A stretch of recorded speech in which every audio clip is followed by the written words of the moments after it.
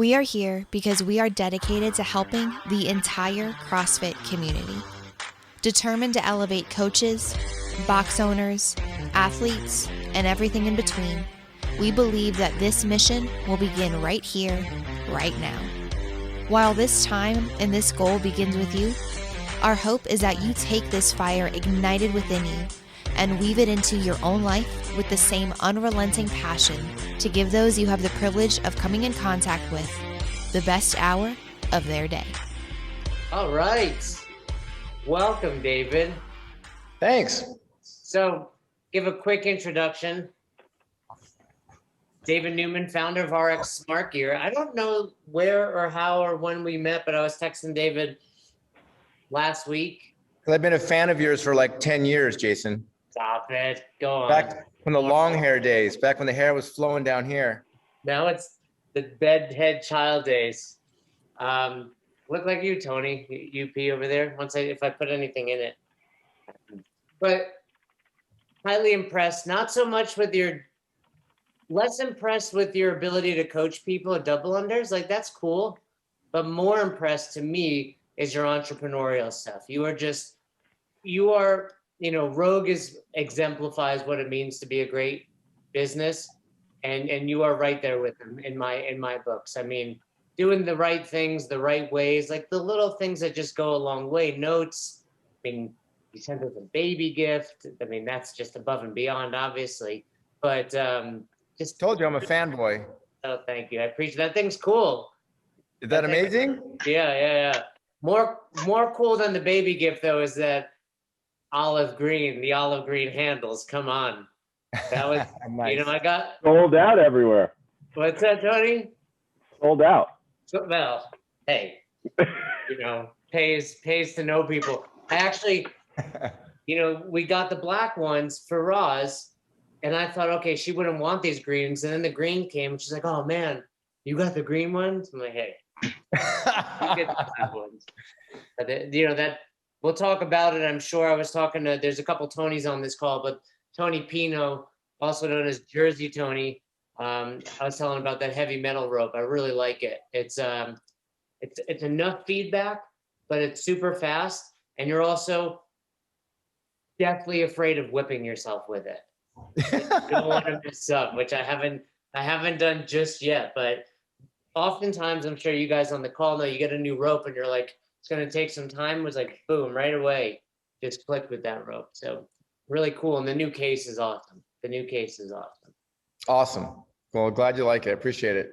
So here's what we usually do. I mean, if you want to kick off and say anything, we'd love to hear from you. But I told these guys to be prepared. None of them listened based on where they're sitting. I told them to have some space to practice their double unders. Federico, you good? All right, well, we'll let you check out Federico. He's in Italy. Awesome. And you could talk super sciencey with him. He'll get it. He's a quantum physics guy. Oh, wow. So he believes in parallel universes and all that. But anything you wanted to say to kick off before we let these guys ask some questions? Yeah, for sure. Well, thanks for your intro, which was above and beyond. I look up to Rogue. I'm a huge fan of Rogue, and we got our first kind of coming to the party welcome from Rogue back in 2010. Is we actually sold our ropes out of their booth, which was like this big back in 2010, the first year in Carson.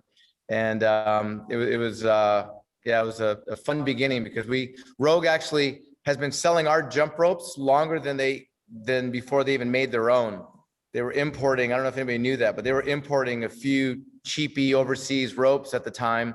And then they heard about ours, invited us to hang out in their booth with them at the 2010 games, first year in Carson. And the rest is history. They've been selling our ropes for, 10, 11 years now. So Jersey Tony was texting me. We can bring it up later on in the call, but he has some questions on comparing RX Smart Gear ropes and Rogue ropes. Oh, I mean, I'd love to do that. Super easy. I mean, you're better. The short answer, there's no comparison, but I will tell the differences. Let's hear it. Because so Jersey Tony, I don't want to, I mean, you've probably heard of him, David. Like, we don't need to go crazy. He's a, high level regional athlete. You know, He's such an asshole. It really is funny how much of an asshole this guy is. But he's a good yeah. athlete. He's good. He's good. You're No, good, buddy. I'm no stretch a good athlete whatsoever. But He's got 3 kids. He works for iHeartRadio. Oh, very cool. But 3 kids. Not that Tony. We don't need to discuss Tony's finances, but ropes can be expensive. So he was just saying, he was texting me saying, "Hey, what's the difference?" Oh, for sure, for sure. You know what? Honestly, Rogues. I got a trash truck. I don't know if that you guys can hear all that. There's a dumpster truck picking up our trash, so it's super loud in here. No, Rogue makes great ropes. I like their products. I'll tell you the biggest thing. Hold on one sec. Tony, you multitasking? yeah, I'm working, dude. Like, I don't know what I can't. I asked your question for you. All good. Yeah. No, there's a lot of great products out there. I mean, obviously we pay attention to what's on the market, and we'll bring everything that we think is viable. We'll bring it in and we'll test it. Like we'll jump with it. We'll use them through workouts, just so we can speak intelligently about what they feel like to us, right? Because what a lot of people don't realize is certain jump ropes can lead you to jump a certain way, right? When you're jumping with a rope, you'll feel how that rope is reacting, how it's responding, and you'll adapt to it. And so I love Rogue's ropes. They make a lot of great ropes, and they're very affordably priced. What a lot of rope manufacturers do, and I'll kind of show you an example, is they'll have a handle and they'll bring the cable straight into the handle, and that's the fixed point. We call that a 90-degree attachment, right? So the rope works better when it stays on this 90-degree axis right here, rotating around the handle, okay? And the thing about that is when we jump with it, and we bring in professional jumpers, meaning people that have been jumping competitively since they were children, and they, for them, it's like jump rope is like picking their nose. They just do amazing things with the jump rope. So Buddy Lee, bring in Buddy Lee ever? What's that? Buddy Lee?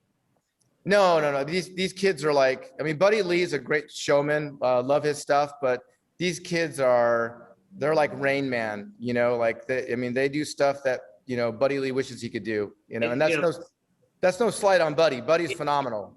Some of these people probably don't know who Buddy Lee even is, but back in the original CrossFit days, there was the Buddy Lee rope. Yeah. There was actually Buddy Lee seminars. He was a former Olympic wrestler too. Yeah. Two-time Olympic wrestler, very accomplished and amazing with a rope. I love watching him with a rope. But no, these kids that have competed in jump rope, which is actually a competitive sport that maybe people aren't aware of. They will bring them in and we'll get their input and have them jump with it, because they're like the extreme. That would be like Hinshaw in his prime, being a triathlete, coming in and testing out a workout in his prime. So anyway, the thing about the handle is what I figured out, 12 years ago for myself, and these were just my own observations. And then as I started really flushing through them, realized that there's a lot of transferability here. But I'm not a huge fan of jump ropes that work best on this plane, right? They work best on this, horizontal handle, cable comes straight into the attachment point or the swivel point, and then it just wants to rotate here, because what that leads people to do is it leads them to jump. Let me see if I back up a little. It leads them to jump very rigid, holding their handle at this horizontal motion, because it works better. Right? As you're jumping with it, the rope moves freer and smoother when you hold the handle here. And the problem is, to do that, I started building up tension and fatigue in my forearms and wrists, and that leads up to the shoulders. So as you lock down your joint at the most distal point of your body, you have to move up to the next joint to create locomotion, if that makes sense, right? So if I'm not using my wrist and I lock my wrist up, I got to use my elbow. If I'm not using my elbow, now I got to use my shoulder to turn. So that's why we see a lot of people that lock up all their joints, and then they completely fry out their shoulders, and they're also trying to hold this motion. Whereas what made sense to me was to be very relaxed. I'm trying to see myself so that you guys can see me, but be very relaxed in this motion. So, you know, we started saying years ago, you should feel like you're shaking water off your hands. When you're doing a double under, your wrist should be just really relaxed, and it's just a light little pump of the elbows, and you're very disengaged from wrist to shoulder. You're disengaged, but you're connected through your fingertips to feel the tension of the rope. So yeah, that was my big thing, was I didn't like that tight motion of jumping. And so that's why we wanted to add this articulation, which allows you to, you know, throw the rope and it'll move wherever you need it to move on whichever axis, right? That's the other thing. Some people have really flexible wrists, and some people are really stiff. You know what I mean? It's across the board. So something that moves with you better just seemed to make more sense. But so that's the biggest difference between, I think, our ropes and most of the other ropes out there. But honestly, the big thing that I've been trying to preach to the community for over a decade now is, everybody thinks you're supposed to start with a heavy rope, and then as you figure out the skill and you're pretty consistent with double unders, and don't confuse consistency with proficiency or efficiency, because there's all three of those along the line, right? People can consistently do inefficient double unders all the time. I'm coaching a good handful of games-bound athletes right now that are phenomenal athletes and horribly inefficient, and they're trying to clean up their game. But the big thing is, everybody seems to like, oh, let's start with a heavier rope so we can feel the resistance of the rope and track it better and get our timing dialed in.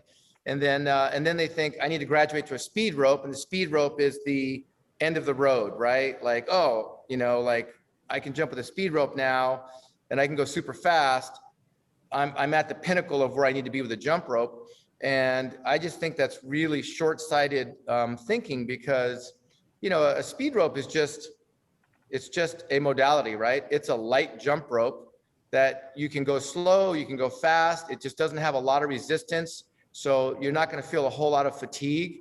But to me, I always equate jumping with a speed rope with doing Fran with a PVC pipe.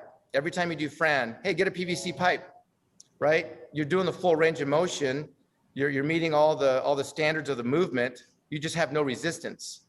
And to me, that's what a speed rope is, right? It's just there's not a lot of resistance there. So it's great to use it and train speed, to train long sets, you know, hit some long duration double unders, go for, you know, large unbroken sets. That's great to train that. And it's great to use in competition, obviously, you know, I mean, you got money on the line, that makes sense. A trophy on the line, whatever. But when you're training, I think you should be training with something heavier every day.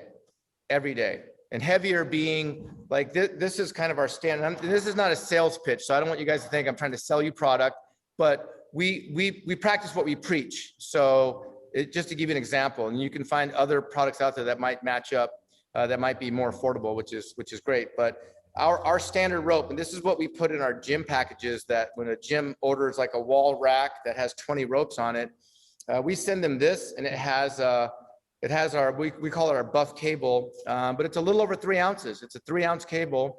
Is that the Poseidon? No, this is just, we call it buff. Yeah, Poseidon is the next one up. Poseidon's a little over 4 ounces, like 4.1 ounces. And we base all of our weight on a 9-foot section of cable.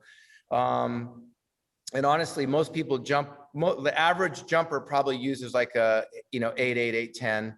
Average female jumper is going to be an, 8'2" to 8'4". So we use just a 9-foot, because back in the day, all the manufacturers sold their jump ropes at a 9-foot length. And so we just kind of started with that as our model. But a typical speed wire, an uncoated speed wire, weighs 1 ounce. A 9-foot section will weigh 1 ounce. So this is 3 times the weight of a speed wire. but it's 3 ounces, right? And it cracks me up, man. I would have so many people, like when we go to the games or regionals and we're helping people at our booth, and we always get them on a mat. We want to see them jump and see, what they're doing. And it would just crack me up that people would be so used to their speed rope that they would say, oh man, that rope feels really heavy. Can you give me something lighter? And I'm like, you CrossFit? Like, really? You're going to tell me a 3-ounce cable feels heavy? That tells me there's something wrong with your training if you think a 3-ounce cable is heavy, right? Well, you and I were on our call a week or two ago, and something you said to me was interesting about, when I was like, I want it lighter to go, you were like questioning me, like, really? Like, why is that better? Right. And I think we're so caught up in the world of time and speed where every day in your garage, does that matter? Or are you better off using a heavy rope, improving, and like no different than throwing on your Oli shoes on competition day, but training in your flat shoes in the garage? There you go. Great. That's a great analogy. And hey, let me preface with this. The one thing I believe is that everybody has their own fitness journey that, that makes them happy, right? Like if they're getting out of bed, getting off the couch, they're getting out exercising, going to their gym, in their garage, whatever. And as long as they're exercising, man, I'm stoked. If they're out there jumping rope, doing whatever they can do, I'm stoked. So I have a ton of people. That's the first thing I'll ask them, like, what is your goal? Like if they come to me with their speed rope, and, I'll have people that'll, we have a store, we have a gym here at our headquarters, and we have a retail store. So people will come through all day and they'll want to buy a jump rope. And the first question is like, well, what's your goal and where are you at now and what's your goal? And we'll have some people that come in like, oh, I'm amazing at double unders. I've been doing them forever. It's like my best movement. I hear that all the time. And that's awesome. I'm glad they're happy with what they're doing. Then we'll bring them out and we'll let them jump so we can figure out what size they need or what weight of cord they want. And and they're not that great, right? Their technique is pretty off. Wide arms, rope is always way longer than it needs to be. The impact point is like really sloppy, whatever. But if they can knock out 50 in a row, they're stoked. So I'm like, well, hey, look, there's some things we can clean up if you want to clean them up, or if you're happy with what you're doing now, rock on. Just keep, we'll match up what you're doing now. Like we'll get you the rope that fits your technique. And so there are people like that all the time. They're like, yeah, I don't want to go backwards, right? Because they'll struggle. They're used to being the hot shot in their gym, knocking out 50 double unders in a row per round. And then all of a sudden they're struggling because they're trying to tighten up technique. Some people don't want to do that, right? Because they're not trying to go to the games. They just want to beat their buddy in the gym and then, go have a latte. And that's totally cool. I'm all for that. But more people than not are stoked to like learn efficiency and learn, like, wow, I can get better at this skill, something that I thought I was good at and I can get better. I don't know if you guys are familiar with Alexis Johnson. Alexis Johnson's a games athlete, I think she was on like Misfits team, really sweet gal. And, she just put a post up this week because we've been friends for a few years now, but she's had some injuries that have kind of kept her, more in rehab and less in training. And so she's finally back on a rope jumping and we got her shortened up, and she made a really cool post just saying, man, I've been CrossFitting for 8 years and I just shortened my rope by 6 inches and learned like proper technique and efficiency. And she's like, it's like somebody flipped the light switch. This is amazing, so you can make something you're really good at even easier, so that's neat to see, and then actually Sam Dancer jumped in and made a comment. He's like, yeah, when I hooked up with Dave, he shortened my rope by like 12 inches, which might've been an exaggeration. Sam was already a pretty good jumper, but we definitely dropped him down 8 or 10 inches on his rope length. So anyway, wait, who's calling me a good salesperson? I'm not trying to sell anything to you guys. I'm trying to sell knowledge. I'm selling you knowledge. So you don't need to sell. We're good. Well, I'm giving it to you. There you go. No, it's passionate. No, that's what makes, and I'm in sales, and that's what makes, to me, a very good salesperson is just extremely passionate about the subject at hand and extremely knowledgeable. So Tony, I appreciate it. Are you convinced now? That's really the sign of, did he do a good job? Oh, of course. Yeah. I'm about to buy the rope right now while we're talking, but I have so many other questions, but I will let everyone else. Hey kids, no ice cream this weekend. Papa's got double unders. Oh yeah, no, fuck my kids. They're not getting any ice cream. Hey, Fuck hey, that Dave, noise. before we open up some questions specifically geared towards, the act of jumping rope, etc., I'm curious, Yep. as an entrepreneur, give us maybe your top 2, 3, 10 lessons that you've learned over the years, whether it's, wake up early or, any of these things. If David Newman was to write a book about his entrepreneurial success, what would you put in there? Oh man. Somehow I Manage by Michael Scott. Great question. You know what? I think Tony hit it. I mean, being passionate about what you're doing, that's probably the biggest thing. And that's so cliche. I can't tell you how cliche I think that's being, said over and over and over. Be passionate about what you're doing. But man, if you sit back and you go, yeah, what do I like to do? And if you can make money doing it at the same time, it's like, fuck, everything, the world's great, right? And so jump rope for me was literally, I was that guy in the gym when I started CrossFit over 13 years ago. I just had my 13-year anniversary in middle of May. I sucked at double unders, and it was just a passion project to figure out my own shit. And I didn't care about anybody else. Honestly, I wanted to fix my shit so that I could beat everybody else, because that was the one thing that I really, really was struggling at. And so, yeah, it wasn't a job, and it still isn't a job. When I figured it out and figured out my own problems and how that really applies to a lot of people. That was the cool thing, is that I never wanted to be in the jump rope game, but I made a rope that worked for me, and I figured out things that helped me jump better. And because it was a two-part equation, right? Just the rope was an issue because what I was using wasn't fitting my body or technique, and what I was doing with the rope was also very flawed. So once I started dialing in, answering all those questions, so many other people had the exact same problem, right? I was not unique at all, and so that was really cool. So that's been awesome. Never thought I'd ever sell a jump rope in my life. I was in real estate. I was a real estate broker prior to getting into this, and I'm used to, $5,000, $10,000, $15,000 commissions, depending on, we're in Southern California, homes are expensive. So you sell a home, you make a huge commission that might take you, 60 or 90 days. And then converting over to selling jump ropes, it would freak me out. Like, holy shit, I'm going to make my living $35 at a time, like $35, just sell a jump rope for $35. That was a weird mental shift. But anyway, so be passionate, and you'll never work a day in your life for sure. The other thing is trust other people, building a good team. That was huge. At the beginning, I did everything like literally myself, like sitting on my sofa in my garage, building ropes, sitting in my living room sofa, watching American Idol, and, typing out shipping labels on my laptop, and answering, calls on my BlackBerry, because it was BlackBerry back then. And so building a team was huge, and being able to give up control of certain aspects of the business.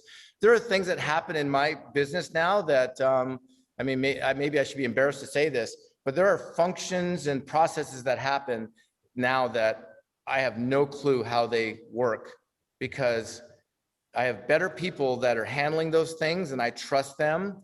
My wife is my partner, so she's more on top of those nuts and bolts. So at the beginning, though, that was a weird shift for me to, give up that control, because I did everything, and yeah, I was thinking about that the other day. I never look in my bank account anymore. And that's a weird thing, because before, multiple times a day, I would check our bank account, right? Business account, personal account, whatever, multiple times a day, check it. And then luckily my wife is my partner. So when I handed that over to her, that was just a big weight off my shoulders to never have to worry about that. And then I could focus on what I'm good at, right? The things that I'm more passionate about and good at. So okay. My son just took off. So just in case we need demo, I'll bring Dax in, give Dax an I want to hear about his mugs also. Anasan's a big fan. He's on here somewhere, and he sent me the link to his. I need a new mug. Everybody makes my mug, so I'll need that. Christian, I see you. So I wrote down the two things you just said. I just posted in the group. Sim, throw that in the Slack group later for everybody, please. But I want to ask you one more question before I throw it to Christian. Yeah, go ahead. I'm laughing at Tony. The comment section, right? The Yeah. Muppets. So something I often preach, and these guys have heard me say it enough times, is you have to quit your day job. I tell Tony he sounds like a decent job at iHeartRadio. I don't know. He got best hour of their day on there. He's obviously got some pull. But Nice. what was that experience like for you? And what was that decision like for you? Obviously, you have a kid, you're married, where it's like, hey, honey, by the way, I know you're used to this lifestyle. Let's go into the jump rope business. Right. What was that like? What does that feel like? What was it like, for these guys that are coaches, considering box ownership or considering the full-time dive into coaching? Yeah. Yeah, you know what? I think everybody's situation and circumstances are going to be different, right? There's going to be so many variables there. And for my example, yeah, I had 2 boys, a mortgage, 2 car payments, and the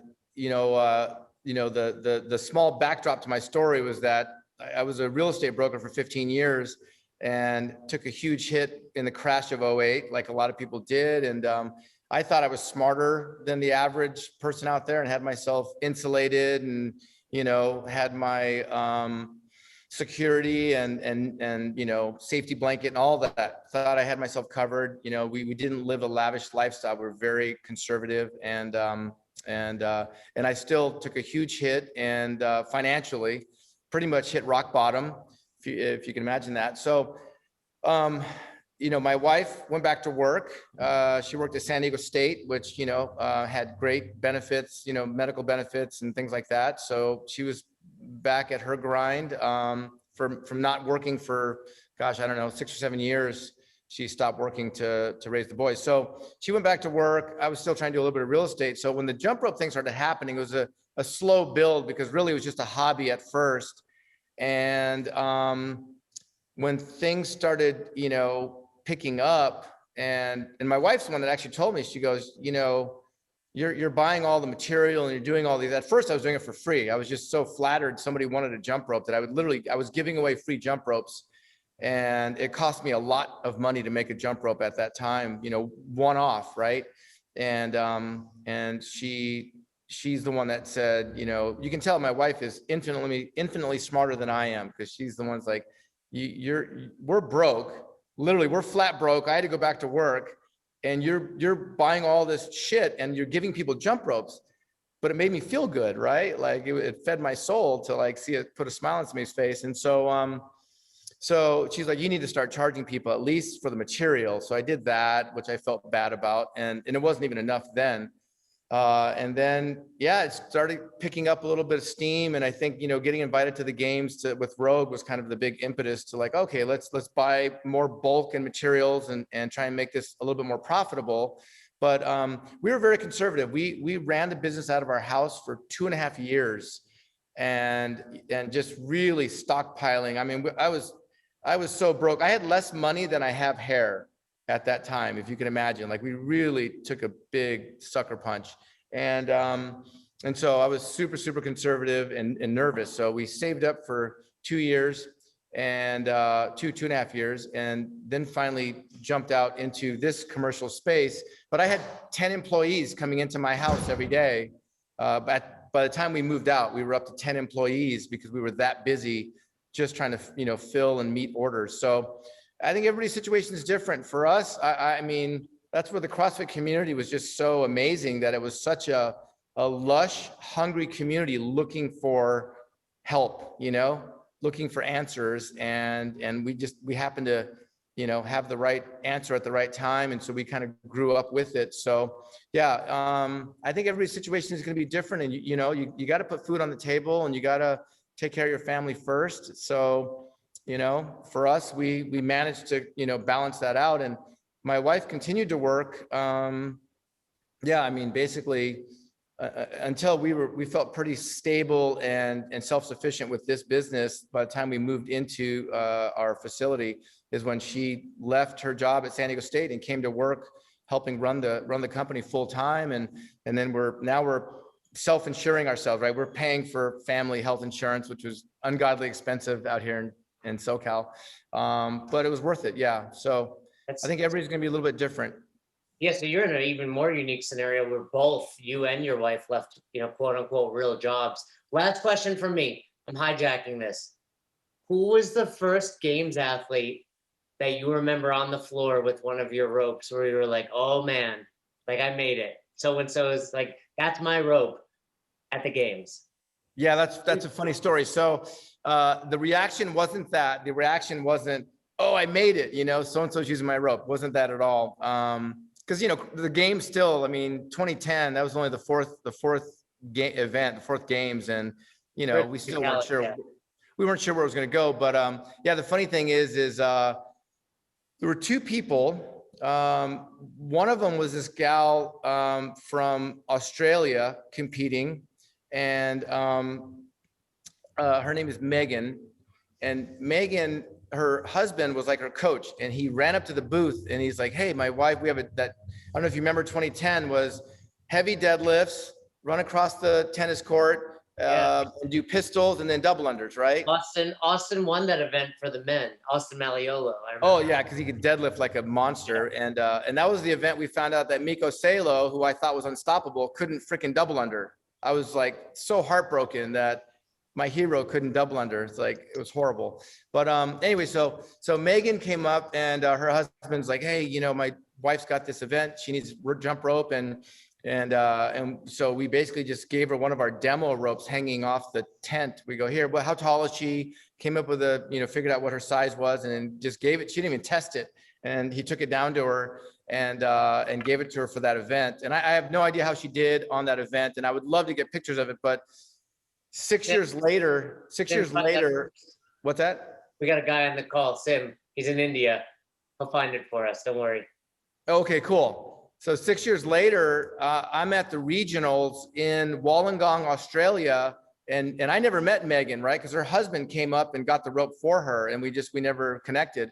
So 6 years later, she comes up to our booth in Wollongong, Australia, and she brings that original rope. She goes, this is the rope that you gave my husband that I used at the games.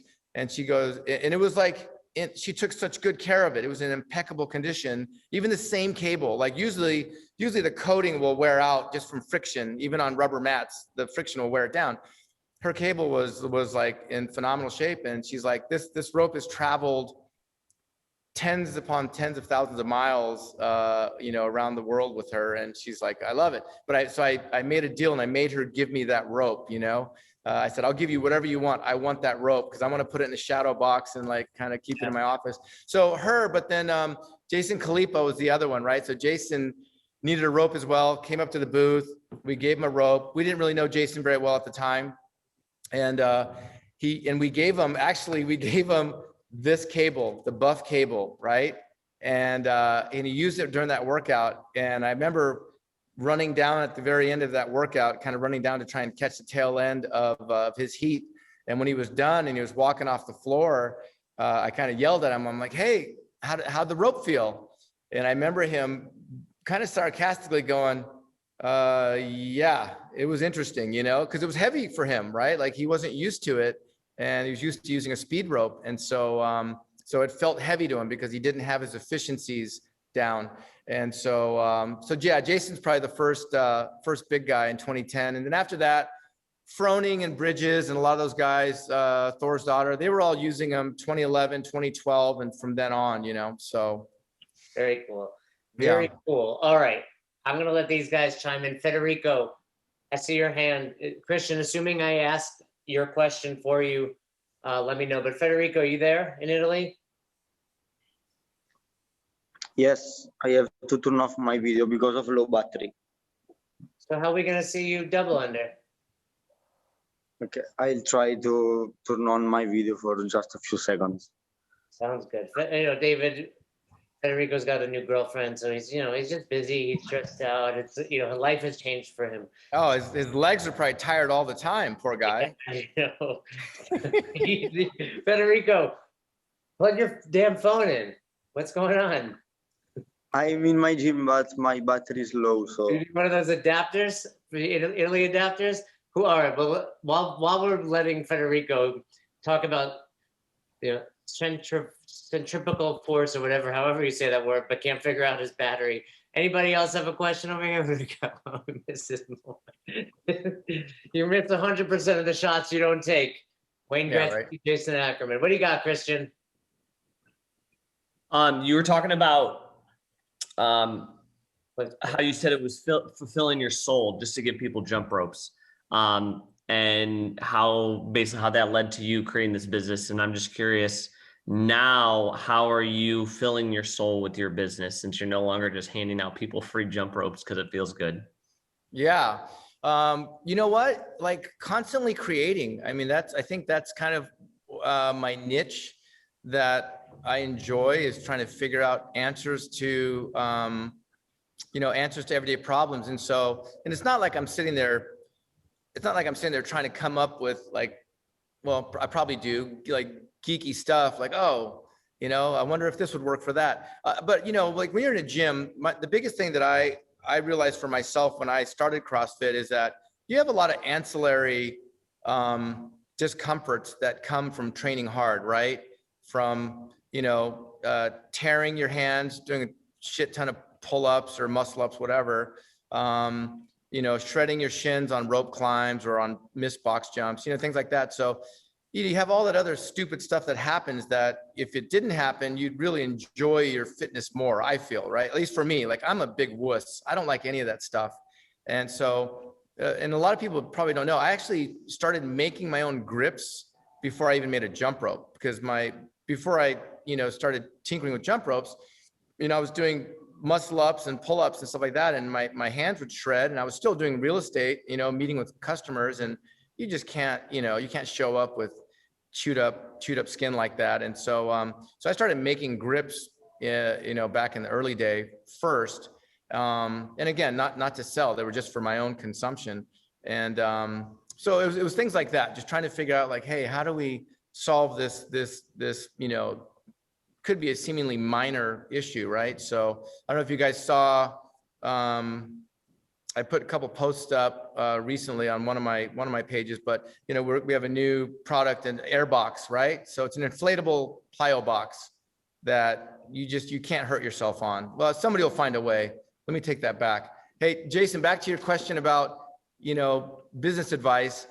Depending on what your service or your product is, you're not going to get it 100% before you release it. Like if you can get that product or service 90% confident that, okay, this is a good deliverable, just put it out there, because guaranteed the marketplace will find a way to fuck up whatever you did, right? They'll find a way to break it. They'll find a way to, troubleshoot and figure out you missed something somewhere along the way. So anyway, but yeah, so like, so we came up with an air box because, I watch people in my gym just, bang their shins and kill themselves. And it's like, well, that shouldn't have to happen, right? Like we should be able to prevent that, some way or another. So you know what? I have another creation that I recently came up with that I'm not gonna, in fact, shit, I gotta turn my screen. Come on, we got some breaking news here. I just realized you actually were able to see it in the background. Go back and screenshot that and post it. Post it, So, give it to me. That's my idea. We're opening up a new company, you guys. We're gonna. yeah, no, you know what? This new product. So here's the funny thing: this new product, it's not going to make a ton of money, right? It's not something we're looking at as like, oh my god, this is a cash cow. It's just going to be so life-changing for a lot of people in a very small way, right? Like there's something that's been going on. You guys can, little trivia. Think about things that people struggle with in a gym. You just think about your average, person, your dad bod or your soccer mom. Did you open the doorway for Tony's head to be able to fit into all gyms now? Is that what it is? Bigger doorways? That's a bigger job than I can handle. How he had to shave the side of his head? That's because his head brushed against the door as he was going in. Man, Tony gets the brunt of it, doesn't he? Don't worry, I get it in the comments. That's so funny. But yeah, so when you kind of just see things that happen around the gym and you're like, man, I wonder, for me, it's always about like progression. because that's a big thing with CrossFit. It's always been like, we're adults and we're impatient, right? We know that our time on earth is like ticking and we're not kids anymore. We're more aware of our mortality. And it's like, people want stuff now. I want to be able to get my muscle up now. I want my double under now. I want that, 185-pound snatch now. And, there's progression to everything. And so for me, it's kind of picking out things where I feel like there's less progression available to people, whether it's just technique in progression and technique, or maybe a tool will help people with that progression, right? So those are the things that I pay attention to, and because it just helps more people get over milestones or get over hurdles. And again, it helps them enjoy and express their fitness, right? And that's what I want. I want people to like, I get so freaking geeked out when people get, their first, 5 unbroken double unders, and that's a big deal to people, right? Or people, they get a skill for the first time, and they're just, you see this expression, like, it looks like Jason's face all the time. It's always like excited bewilderment, Don't confuse that with just, not paying attention. Yeah. So anyway, so doing those things, to answer your question, yeah, that's what feeds the soul. And, also that's in the business, but outside the business and having good life balance, right? Like, I like to ride motorcycles and surf and snow ski and, do things with my kids and my wife and our dogs. So, that feeds the soul a lot. That's what allows me to come in here and feed my soul in here too. So.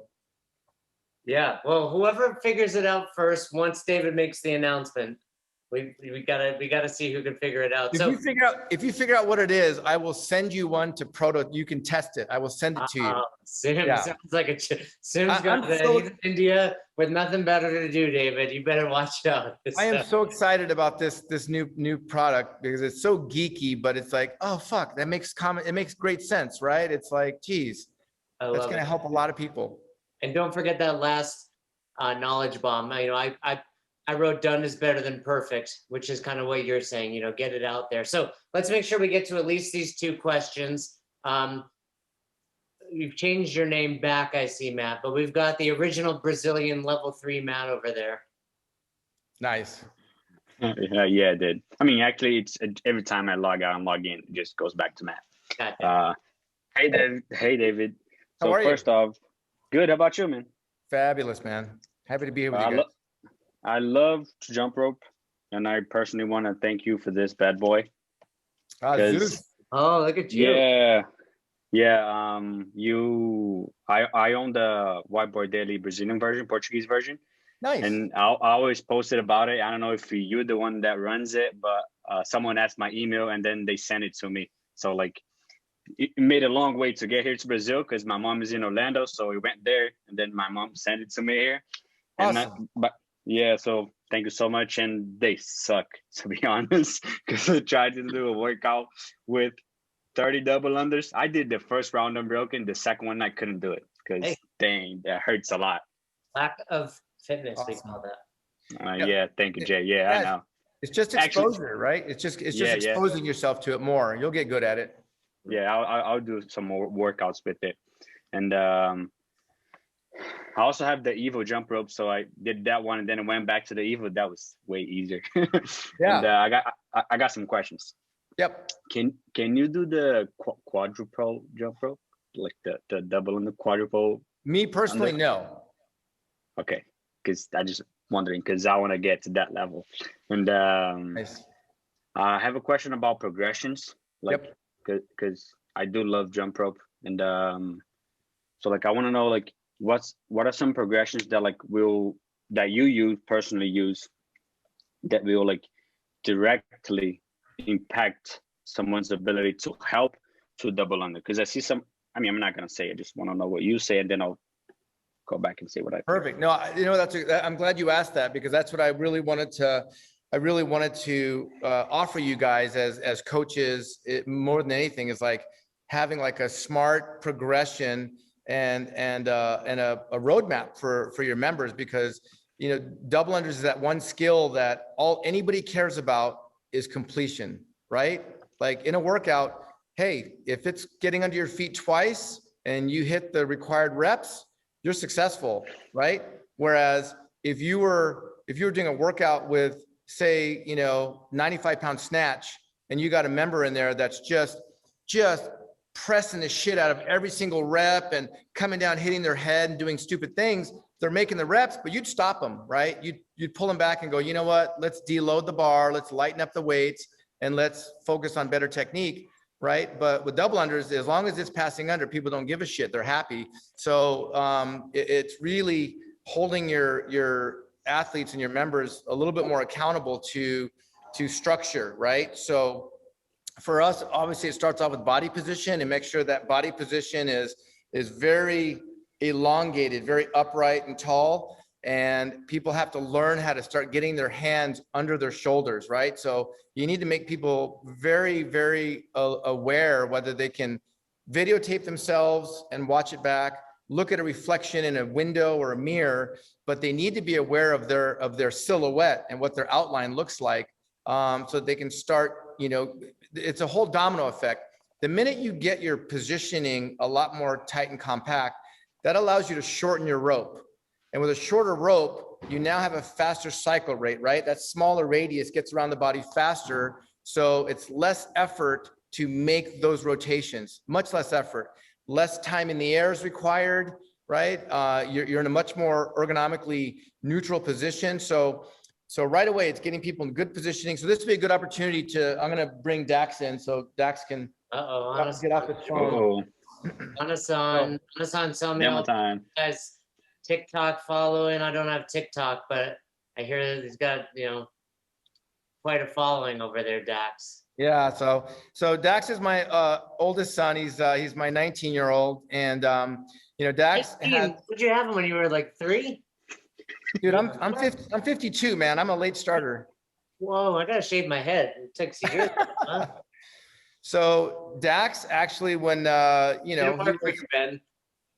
he was like whatever 9 or 10 years old when we were going to all the CrossFit events, and we didn't want to be latchkey parents, so we took him with us when we were going to the regionals and to the games and whatever, all the different events. And so Dax was actually like sizing up people, coaching them, getting them into the right rope, demoing for them from a very, very young age. And so as you can imagine, he really hates the family business. So he wants nothing to do with jump ropes at all. So the fact that I got him down here at 8 a.m. is huge, right?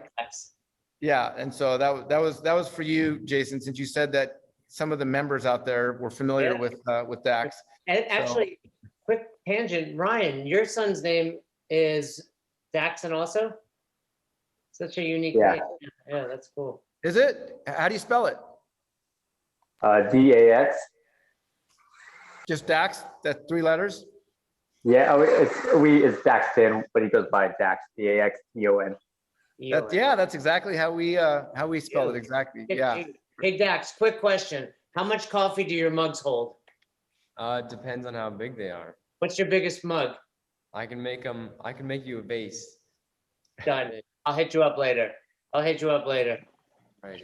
Yeah. So for those of you that may not be familiar, I get to brag a little bit, right? Dad bragging moment. So Dax got into pottery in high school in taking an art class, and they had a 2-week introduction on a pottery wheel.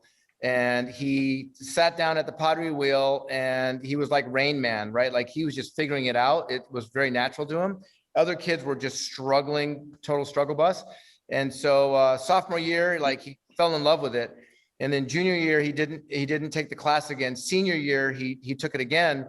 And he just kept coming home, and it was like a kindergartner, doing his little arts and crafts. Mom, Dad, I made this mug. Mom, pottery. He just kept talking about it, and we're like, okay, great, son, good. Go put it up on the mantle, fireplace, or whatever, So for his 17th birthday, we didn't know what to get him, so we're like, we bought him a pottery wheel. He stuck it up in the playhouse that we built for them, him and his little brother, when they were, yay big, and he just started living up in this playhouse, making pottery, right? Like he was literally a high school senior and a lot of friends, played sports, all that, but he was skipping out on like Saturday and Friday night parties making pottery. You know, his buddies are like, come on, there's a party. Like, no, I'm making pots.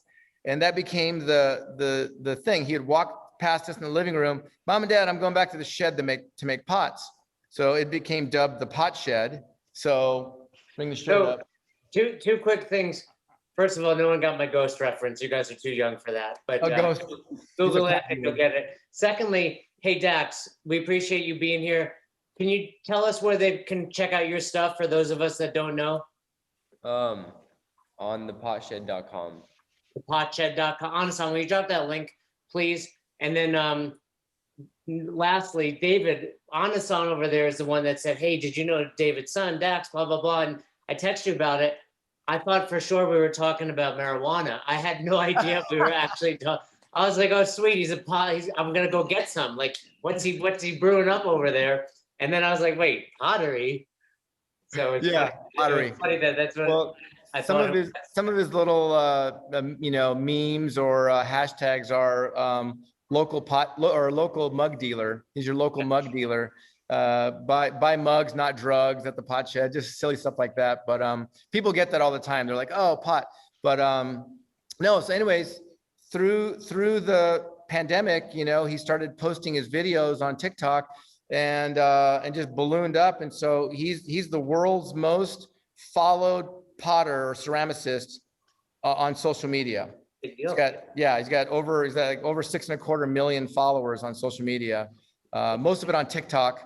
But it's pretty crazy. Yeah. Out there. That's crazy. Yeah. So, but he's a really good jump roper. He hasn't practiced and he hasn't warmed up yet today. But I mean, Dax, when he's tuned in, he can knock out triple unders and he does other little freestyle things. So he's a much better jumper than I am. So anyway, so let's real quick to get back to, you want to get posture. So Dax, back up just a little bit. There we go. And, this is early for Dax. He's been yawning nonstop since he's been on video. This is early. Dude, he's never out of bed until like 10 a.m. And even then he wakes up and he's on his phone in bed for like, a couple hours. It's your job, Dax. We get it. But we appreciate you doing this. Thank you very much. So here's the big thing. I'm gonna try and get down here. So just Chuck Taylor's? The big thing is to get people. I always have people put their feet together. Right. So our big motto is minimize variables, right? Minimize variables, maximize tolerances. So minimizing your variables, take two legs, make them into one leg. It's a better spring operating together, right? Like a pogo stick.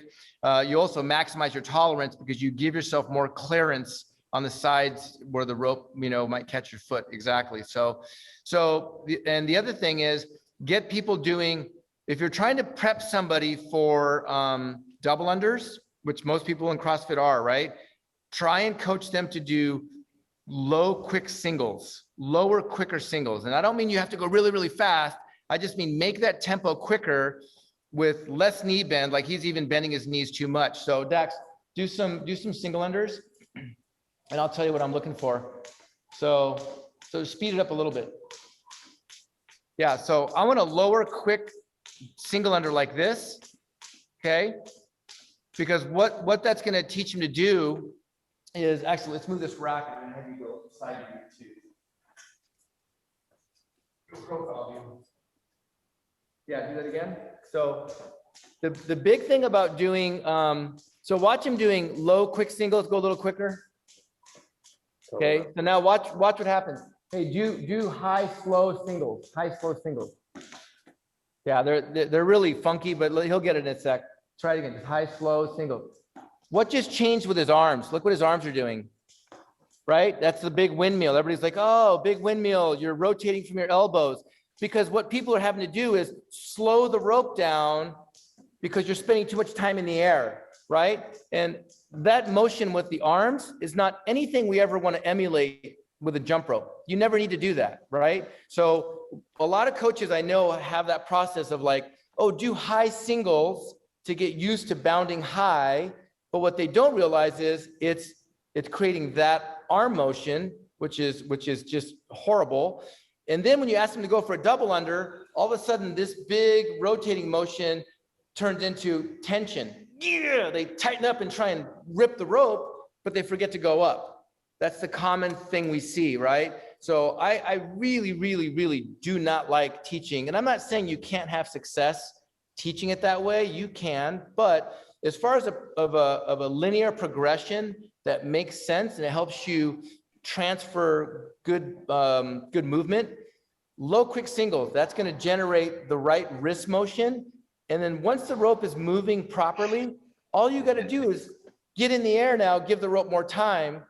And it's so much easier that way, right? That's why we have so much success teaching people double unders and triple unders, right? So that's what we're shooting for. So teach those single unders low and quick, right? Just get that tempo up, and then and so let's do this. So go profile, that quicker tempo singles. If he can keep his wrist motion maybe a little quicker. If he can keep his wrist motion pretty much there, but really elevate off the ground for a double, it'll feel like a slow double under. So quick singles actually feels like a slow double under. So do that. Do some real high, slow single or double, slow double. So just try and keep the rope same speed, right? So keep it. Yeah, you're getting it. Yeah, he'll get it. He hasn't warmed up or too much pottery, not enough double unders. Yeah, seriously. Those are what my double unders look like when I do too much pottery. Also, he's being a little bendy. I don't coach him very much anymore, but you're being a little bendy, sticking your butt out and bending your knees. So anyway, yeah. So but you get the idea, right? This motion can almost stay consistent from singles to doubles, right? It just stays the same. You just give the rope more time, and that's going to prep you for triple unders too, or quadruple unders for people that are looking for quadruple unders. So. Yeah, so we try and get people to do quick singles, slow doubles. Quick singles, slow doubles, but realistically, it's the same motion and same speed is what you're after, okay? Yeah. Funny enough, I do the same thing. But I usually I do this high, slow singles, but I never thought about the arms, even though I look at the arms when I'm looking at the double. That's a good point. Might not be using anymore because it makes sense. And then I go from the high, slow singles to the fast singles because of the same reason. Because if you can rotate the rope fast enough, it's just a matter of you jumping a little bit higher because you're gonna go for the double. Yeah. And so there's no reason to do high singles, right? Yeah.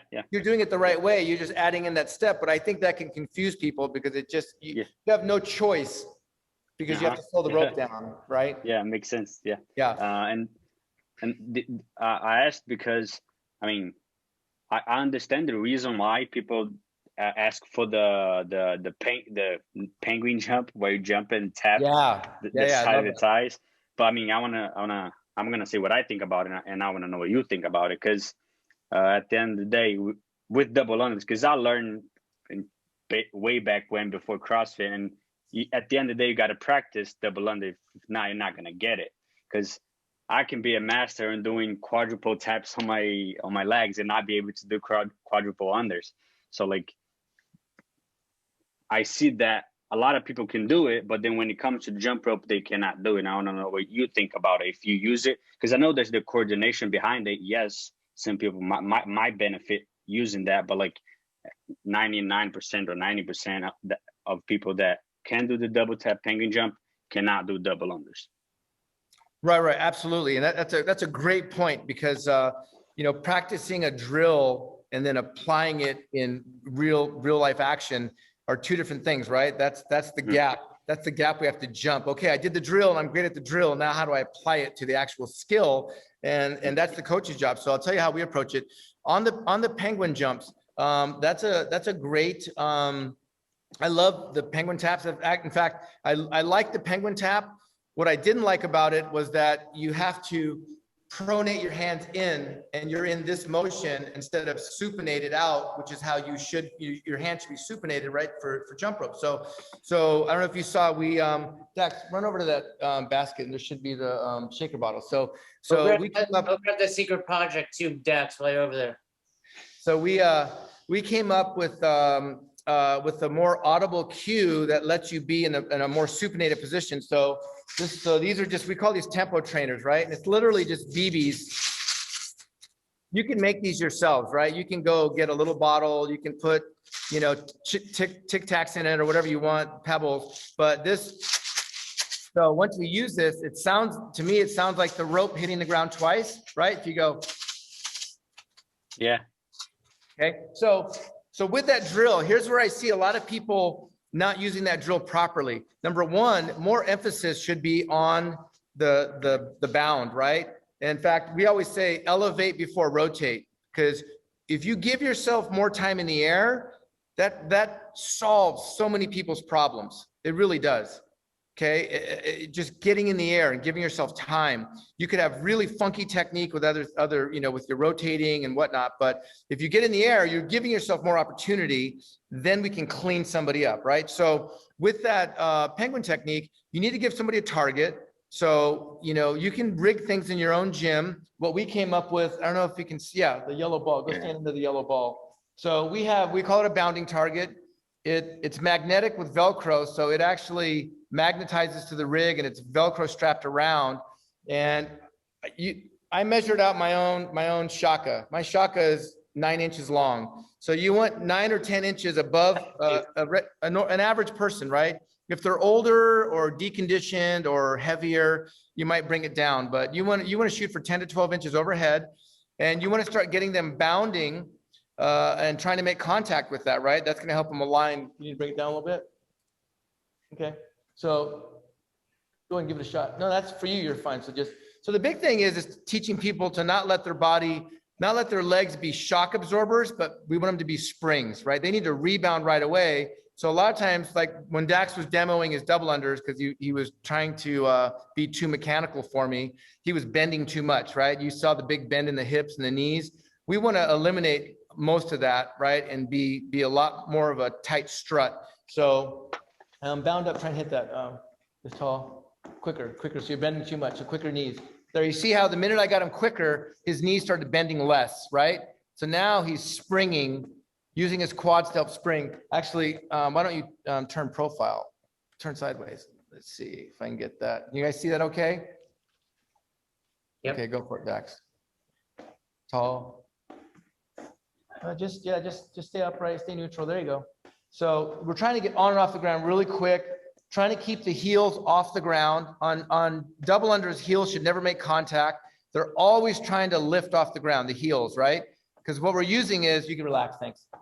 That's actually tiring. Doing that is actually tiring. So that's what I think it's, when somebody has really good singles, like you like their technique, their positioning is good, their tempo's quick, they have their hands more under their shoulders. When you really like somebody's single unders, which by the way, 2 to 1 is what I recommend if you're a coach.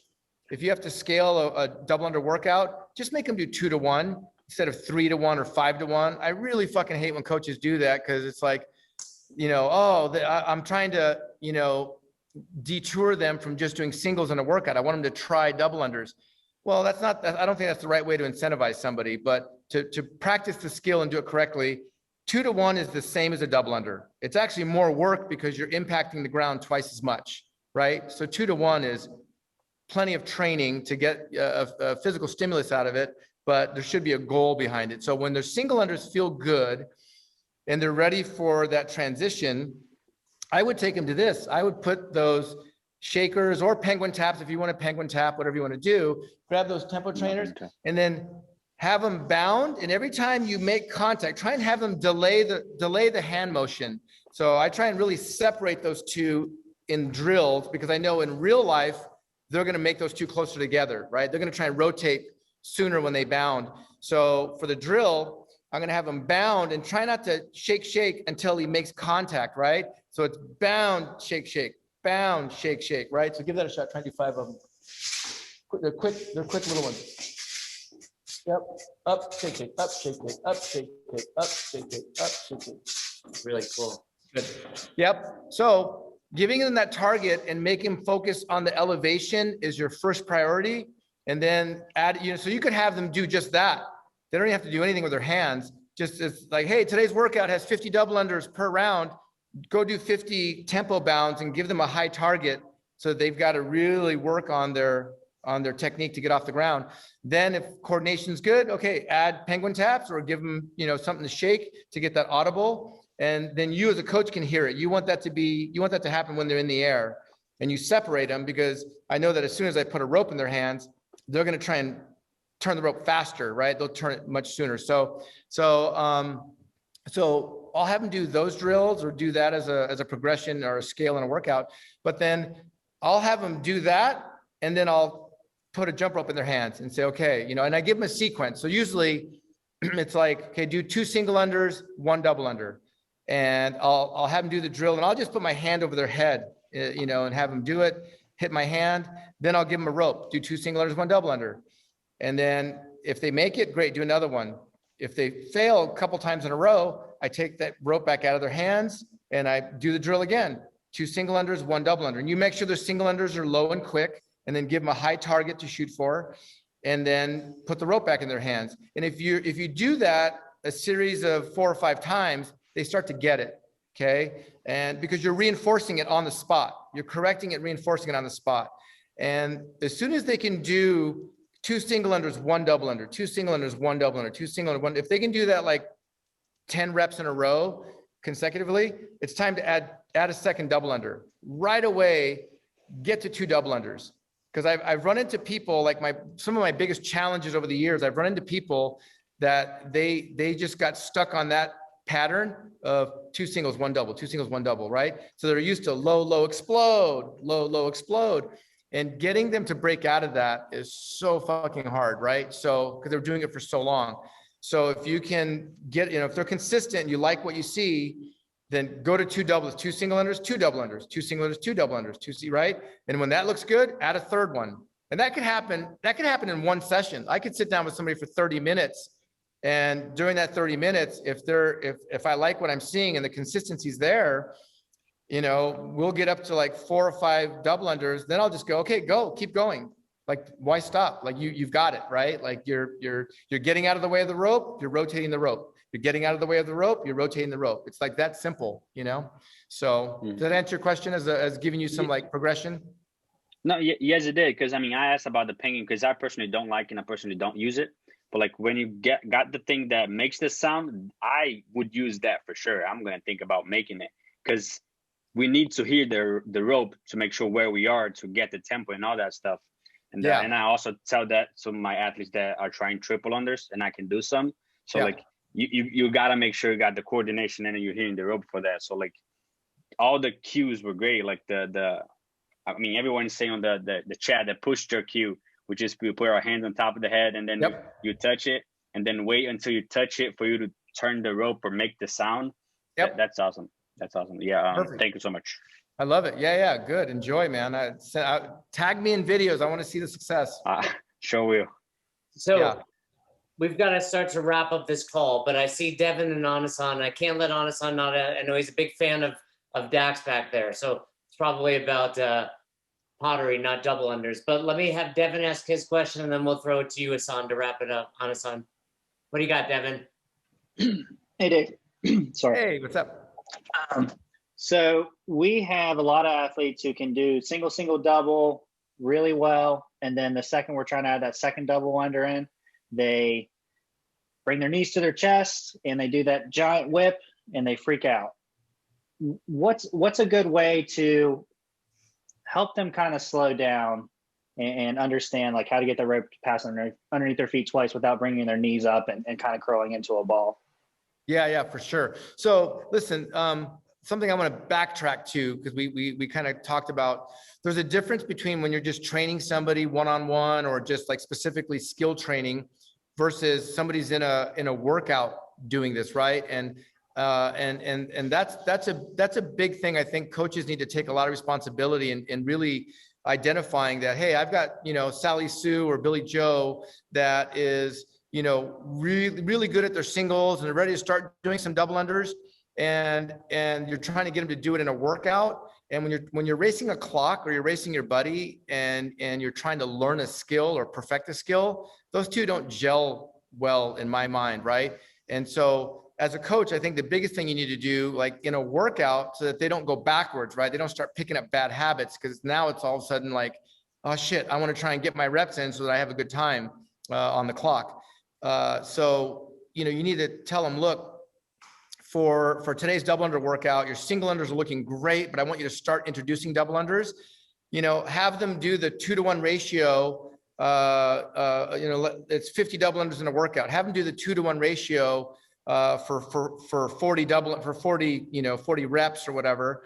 And then say, just attempt 5 or 10 really clean double unders at the end. Just attempt them, right? You got to give them a hall pass, so to speak. And so that they, you know, there's a difference between, you know, building your fitness and building your skill, you know? And so, so when you're introducing that during a workout, you gotta kind of control that. I think it's really important. Otherwise you see a lot of regression. But to answer your question, if I had somebody not in a workout setting and I could just like sit with them one-on-one, I would do exactly what I just described a second ago about single, double, right? And you then, when they're ready to do 2 in a row, okay, single, double, and then you see them just go haywire on the second double, take the rope out of their hands, put your hand over their head again, and you make them pay attention, right? Make them, and even have somebody videotape, say, do 2 singles, 2 doubles, do that for 5 rounds, and you stand there, single, double, single, double, single, right? And then you show them on the phone or have them think about it while they're doing it, like how straight their body is. Like, look how high you are off the ground and how perfectly straight you are. If you are that high off the ground, all you have to do now is make the rope touch the ground. If the rope goes tick, tick on the ground, you're that far away from each other. You're not going to hit, right? So you go up, rope stays down, and you separate. So people are just flinching. They just think like, oh, I'm going to hit my feet. So they pull their feet up out of the way, right, to miss the rope. So make them keenly aware that, and sometimes you got to say, look, let yourself fail. Like you might feel like you're going to totally fuck up and you're going to trip by keeping your body straight, but give it a shot and let yourself fail, right? And I congratulate failures all the time. Like when I'm doing drills like that. So if I tell somebody, hey, single, double, but you know, have a nice straight body in the air, and they finally do, but they trip, I'm like, fuck yeah, that's exactly it. You kept your body straight. That's what I want. Do that again. And I'll let them do it again and let them trip again, because at least they're making the correction. And I know I can fix the rope next, right? Once they got that part, the body posture and the positioning in the air, then I could focus on the rope. I just needed to get comfortable performing that. And so, yeah. And then, so that I would literally go back and forth. You'll clean them right up if you give them structure, right? And you do it on the spot. I think that's huge. So, I mean, that's what I would do. And then they just have to see it, like videotape themselves and doing the drill and look how great they are on the drill. And then let them emulate that, right? Like, look how you look now, and then emulate that when you do it with the rope in your hand. So, yeah, you know, that's what I would do. And usually if you do enough rounds of that, you'll get somebody cleaned up, right? Tell them to squeeze their butt. Usually I'll have them squeeze their butt and squeeze their quads on takeoff, just so they could stay a little bit more, more elongated, you know? Hey, here's a real big one, Jason. I know you got to go, but this is a huge one. Dax, here, take this rope real quick. Oh, that rope, sorry, whichever. Get your people to understand this. A lot of people, when they start their rope, arms go wide, hands go apart, arms go wide, right? To bring the rope over. And the big thing that I see is they'll do that and then they'll stay wide. They'll stay wide while they're jumping. So start the rope and start jumping, but keep your hands out.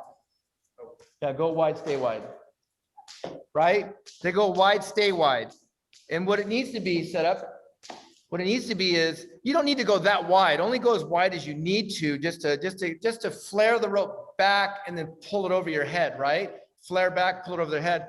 So you need to go wide to narrow. So do it again. So wide to narrow. So hands need to drop more under the excuse me, more under the shoulders. You guys see that? So right away, when you start keying in on somebody's positioning, you need to, so the drill we do is called a toe catch drill, where it's literally just get set up, bring the rope around, have it stop under their toes. And don't whip it, just let it stop. Boom, freeze. So freeze right here, okay? Freeze right there, right? So we want the finishing position to be just like that. So reset, do it again. Bring it around and freeze. Okay, put your thumbs on the handle. There we go. We go. Damn it, Dax, put your thumbs on the handle. So yeah, and so now do that into 5 singles.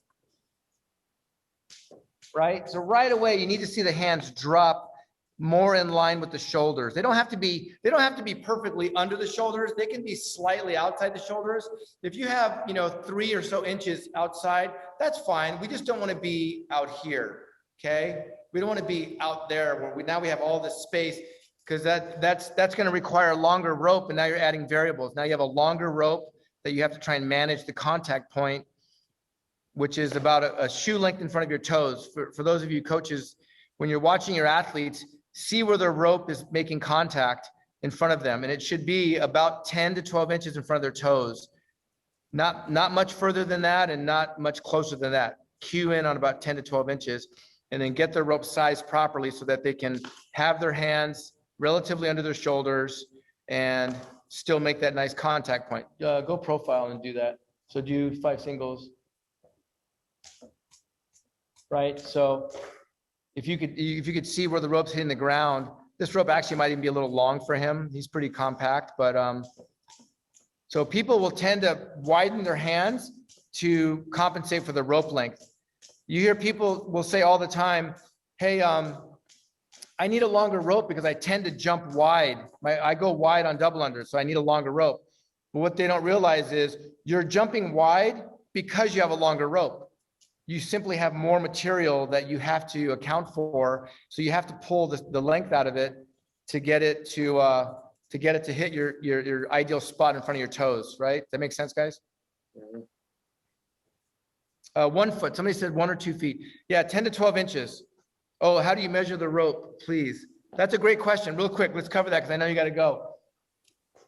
Come up real quick. Right there, stop. Oh, you can't see standing on it, sorry. So 1 foot, this is again, back to reduce your variables, minimize your variables. 1 foot under the rope, not 2.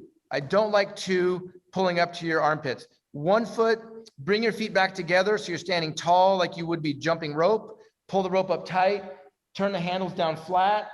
We're just concerned with how long the cord is up to his torso. It should never be above your sternum. That's a total beginner's length.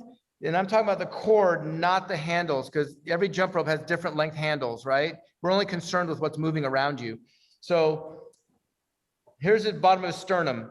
If you can be a hand width or more below your sternum, more ideal. That tells me you can be more ergonomic. When I watch Dax jump and I'm seeing where his hands are outside of his hips, he could go much shorter, right? But because of his length, this is kind of an intermediate length. His hands had to be a little bit away just to take up the slack. So that's what you're shooting for. If that rope is longer than that, guys, you simply have, you have a dump truck and you're in a drag race. You have the wrong thing for what you're doing. You have just too much rope that's moving around you. It's going to hit in the wrong place out in front of your toes. So you have to go wide to shorten it to get to the right spot. Okay. So bottom of sternum or a hand width below your sternum is ideal way to measure it. And that's going to help on your quadruple and triple unders, by the way. Okay. Shorter rope, right? Faster cycle rate. And yeah. Sorry, we're just commenting and you're dropping little nuggets and we're writing them down. So don't worry about what we're writing. It's what you've already said, David. Oh, okay. I'm glad to hear that. At my age, when I drop nuggets, usually I got to go change my depends. So I'm glad it's positive this time. No, it's all good. We got Sim over there writing them down. We got a Slack group. So we're going to have all of this. You are 50 years old, crushing Lululemon like it's your day job. Don't think I don't notice these things. Yeah, I mean, all right. This is success. Thanks. I think if, going back to the beginning, entrepreneurship, you've clearly passed that on to your children, which I think is a tremendous success. And, what's the sign of that? Like he's potentially more successful than you. And, I'm going to order the Blue Mug 1, just so you know. I hope it holds at least 20 ounces, Dax. The Blue Mug 1 on the site. Big one. That's he's made some big ones. Yeah. And I have plenty of mugs. I'm going to get rid of all my mugs and only use that one. But I mean, man, fit, passionate. You were dropping knowledge. This is one of those calls that I'm going to have to go back and rewatch, not just to figure out. We thought it was the tennis ball thing, and then you threw us for a loop there, David, because then you talked about it. So it's not the tennis ball thing. We're trying to figure out what it is, but man, I think it's double unders are so simple yet so complex, and you just broke it down. And I think, did everybody get at least one thing they're going to take? I mean, I think you've blown our minds. Here's what we got to get you back on. A Diddy's got questions for you, so I'll text you offline, and hopefully we can get you back on. Dax, we'll either do it later in the day, or you don't have to be on there. We know you got a busy TikTok life. But David, we always ask for the email, if you don't mind sharing something so these guys can reach out to you. Of course, yeah. D Newman, Newman, D Newman at rxsmartgear.com. Sim will drop it in the group. Hey, Yep. David, when Seinfeld was popular, was everybody coming up to you like, hello, Newman? Not when it was popular, like today, up to today. Like Never now, missed it. like I'm Never- the jerk that just did it. Yeah. Yeah, exactly. I know. I love it though. I love it. That was a handsome man, so I consider it a compliment. Yeah. The mailman. Yeah, Newman the Newman. Before we do completely hop off, do you have anything else you wanted to share?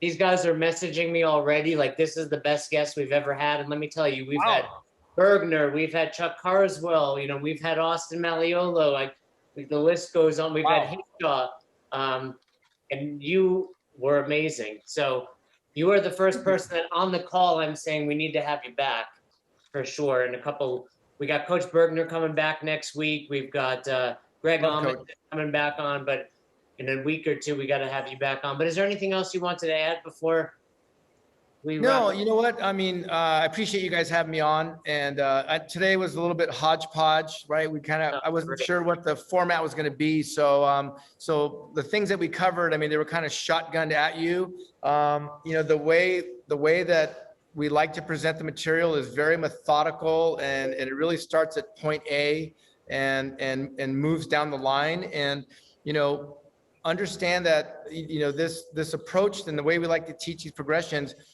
we literally in a class will have a brand new beginner who's barely working on single unders, and we'll have a games level athlete. And we do this at Power Monkey Camp. If you guys are familiar with Power Monkey Camp, look it up. It's a phenomenal time.